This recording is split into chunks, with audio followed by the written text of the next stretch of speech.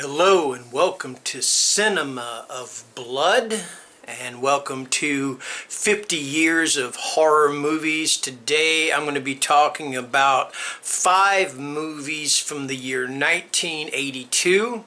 However, before we start talking about that, or start talking about those movies, so when I did the video for 1981, I inadvertently left off one of the movies that I was going to talk about.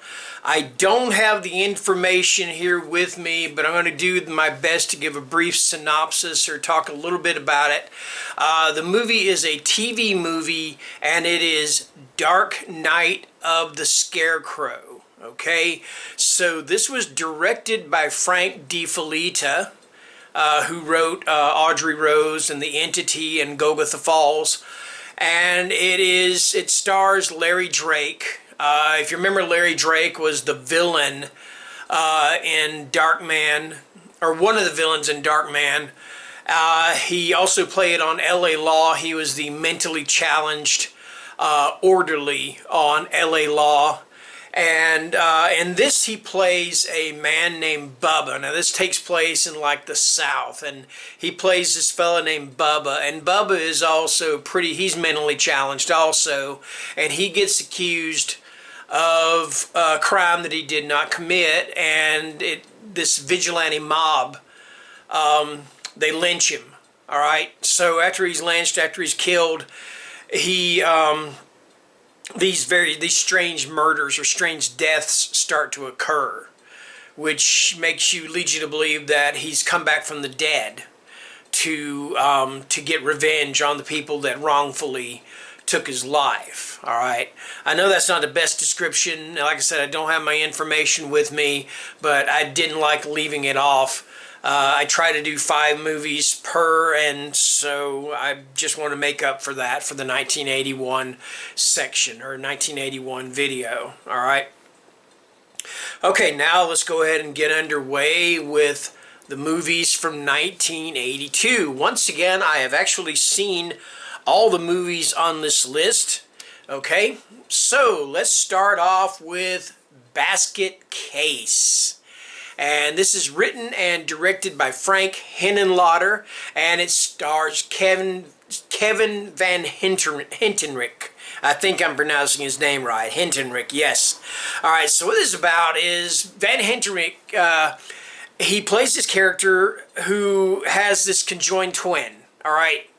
And I can't remember Kevin's character's name in the thing. But anyway, the conjoined twin is called Belial, all right? So they're joined. The only thing is that Kevin looks normal, or the character that Kevin plays looks normal. However, Belial, he basically looks like silly putty with teeth and claws is what he looks like, all right? So what happens is they operate and they separate the two of them. So Kevin's character carries Belial around in this basket, all right?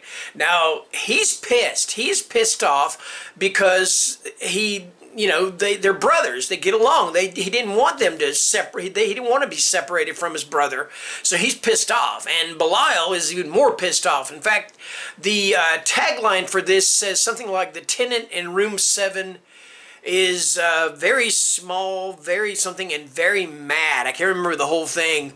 But anyway, Belial goes on like this killing spree to, with Dwayne. I believe his name is Dwayne. With Dwayne's approval, to go after the people, the doctors and all that separated them. That's what Basket Case is all about. It is a very low-budget movie. There are no CGI. The Belial, the creature Belial, is done by claymation, and you can tell in the movie it's done by claymation, but it's also very entertaining. It's actually been a long time since I've watched Basket Case, so I may need to go back and give that one a watch, because like I said, it was a really fun movie. Alright, so that was Basket Case. Okay, moving on, the next one we have, and I only saw this movie one time, and I thought it was one of the strangest transformation movies I think I have ever seen in my life. It stuck with me. Anyway, this is The Beast Within. All right. Now, this is directed by Philippe Mora. The screenplay is by Tom Holland. Now, Tom Holland would go on to direct The First Child's Play and also Fright Night. I think he directed The First Child's Play. If I am wrong, I will correct myself in the description below. Anyway, so now this is based on the novel by Edward Levy. All right. Now the only thing about that is we're going to have to say it is loosely based, okay? Because the novel was not finished when the rights to the book were bought so they could begin filming. But here is the somewhat plot of The Beast Within. All right. So you got a prologue. You got this family. This husband and wife are traveling. They break down, and the wife is attacked and sexually assaulted by this man-like creature. All right? Okay, so they get away. So now let's cut to 17 years later, and this couple has a son. You can pretty well imagine where the son might have come from. Anyway, the son starts experiencing these very strange occurrences happening to his body. All right, he starts going through this transformation. There's a lot of killing in it, a lot of gore in this. But anyway, he is transforming, and this was 1982. So if you haven't seen this movie by now, he is transforming into a cicada. All right. So if you think you're going to go to this movie, you're going to see this movie and think that he's turning into a werewolf. He is not turning into a werewolf. He is turning into a cicada, okay? Which is similar to a locust, but it's not quite a locust. Now, I don't know if cicadas do the whole thing of where they go over a crop and they eat the crops and everything.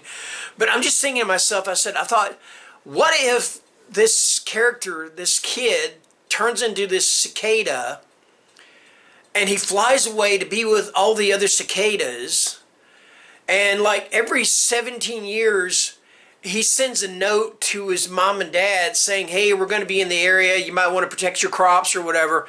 I just kind of think about that. I don't know, but that didn't happen. That's not actually in the movie. But anyway, that is kind of sort of the plot for The Beast Within, and I've been talking too much because my screen went blank. All right, so that was that. Anyway. All right, so moving on, we have got The Entity. And this is directed by Sidney J. Furie. The screenplay is by Frank DiFolita, and it is based on his novel. This stars Barbara Hershey and Ron Silver. All right, so what this is about is Barbara Hershey plays Carla Moran. And Carla Moran, she has I think she has 2 kids. I remember she got an older son. I think she has a younger child also.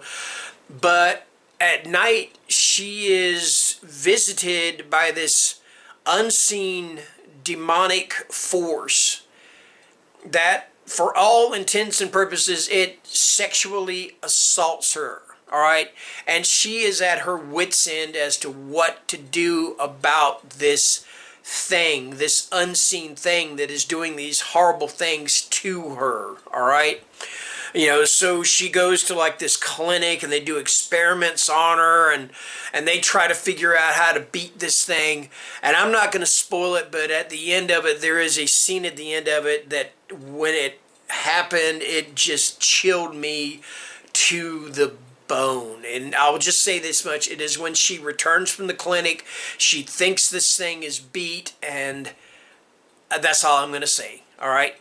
Anyway, that is The Entity, and that is our number 3 our number 3 entity, our number 3 entry in this particular list. All right, so the next one, got a little bit of slasher horror for you here. This is the Slumber Party Massacre. Okay, now this was directed by Amy Holden Jones, and it is written by Rita Mae Brown. Now, this is what I found so strange about this movie. This movie, and if you look at the cover, if you see, you just saw the poster for it. You know, and you got the guy standing there and the clearly phallic symbol of the drill coming down and the three women looking up at it and everything. Okay, yeah, I mean, what the hell, okay? All right, this was actually written by Rita Mae Brown. Now, she is an LGBTQ plus author. She wrote this book years ago. I think her first book was called The Ruby Fruit Jungle. It's basically kind of about her coming of age and her coming out as a lesbian, all right? So I just thought it was really strange that she would write a movie along these lines, you know? I mean, this, because it just seems like such an anti-feminist, misogynistic movie, and it's clear, and there's no denying what the movie is about. It's about these girls. The title is right there in the title, okay? Yeah, Slumber Party Massacre. You got this guy with this drill that is killing off these girls one by one. I think he even kills the pizza guy. You know, who kills the pizza guy? Come on, what the hell, man? You don't kill the pizza guy because he has pizza, okay? Anyway, I'm sorry, I'm getting off on a tangent here, and I apologize for that. I'm being silly. Anyway, that is the Slumber Party Massacre. All right, so there you go. All right, so last but not least, I have said for as long as I can remember that this is my favorite movie of all time, or my favorite horror movie. I'm not sure if it's my favorite movie of all time. If it is, it's going to be tied probably with The Witch as my favorite movie of all time, but it is definitely definitely my favorite horror movie of all time. Again, tied with The Witch. Anyway, this is John Carpenter's The Thing. All right, so like I said, this is directed by John Carpenter. The screenplay is by Bill Lancaster. It is based on a short story, pretty close to being a novella, called Who Goes There by John W. Campbell Jr. It stars the always cool Kurt Russell, Keith David, and Wilford Brimley and then there a couple more cast members because it's a very small cast, just like Alien. Anyway, what this movie is about, it is about a group of researchers at an Antarctic outpost 31, who encounter an alien being that can take the form of any living organism. All right, so the very beginning of this thing, or of the thing, it is a dog. All right, it can assimilate a dog. It could assimilate a polar bear if it wanted to, and it can assimilate and look just like you or me. So you've got this group of people that have no idea who is human and who is not, having to fight against this alien entity and survive against this alien entity. It is absolutely fantastic. The makeup effects are by Rob Bottin. They are all 100% practical effects, no CG whatsoever in this, all right? So when this movie first came out, I went to see it in theaters. I absolutely loved it. I went and saw it. I think I saw The Thing in theaters probably 10 times. And I guarantee you I've probably seen this movie well over 150, maybe even 200 times in my lifetime, all right? Now, this is the thing got me about this. This movie helped me to learn just how out of touch a lot of critics are with what we as fans like. Because I figured when I saw this movie and I loved it, I figured, man, everybody's going to love it. But the critics ripped this movie apart. They tore it a new one. They just were horrible to it, all right? It's just like in the last maybe, I don't know, maybe 15, 20 years, that this movie is now considered a classic, even by critics, all right? And I have a theory about that, okay? So this is called The Thing, and it is about a creature that can assimilate. I think it's actually based on a true story. And what happened is at the end of the movie, the thing survived, and it got out of the Antarctic. And the first thing it did was it assimilated John Carpenter, and then Carpenter assimilated all the critics that hated his movie, you know, or hated the things. So now all those critics are not like, they're things themselves, and they're praising their own movie or their own like autobiography or something. Because, you know, to the thing, the movie The Thing would be an autobiography, kinda. All right. Anyway, I'm being silly. Okay, but yeah, that's just kind of what it's kind of my weird theory about it. Anyway, that is 50 Years of Horror Movies, 1982. Thank you guys for watching. Take care and stay scared. Bye-bye.